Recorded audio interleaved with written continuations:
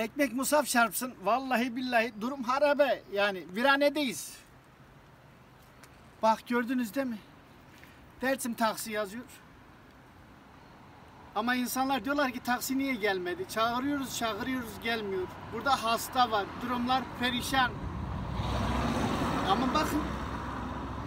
Motoruna kuşlar yuva yapmış 1. Karıncalar geziyor 2. Arılar zaten burada 3. Cam bak. Camı da yok 4. Yani vites kutusu hiç yok. Gel.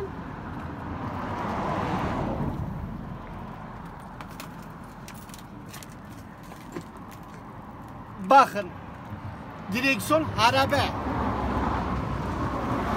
Vites kutusu harabe. Buraya taş koymuşlar. Bakın el freni inmiyor. Ön cam dağılmış.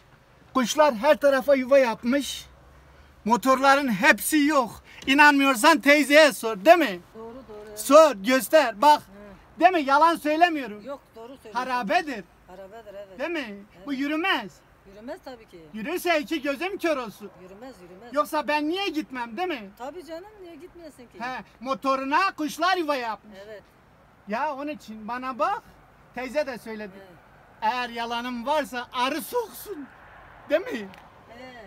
Arı yalanlar yapanlara, yalan söyleyenlere soksun. Bak. Neler? Ne motor var. Kuşlar da yuva yapmış. Arılar burada. Onlar da yuva yapmış. Yok. Tune. Tune. Harabe. Güle güle. Harabe bak. Teyze de aya yürüyerek gidiyor. Gördün mü? Evet. Araba yok bak yaya yürüyerek gidiyor. Bak. Herkes bana bak.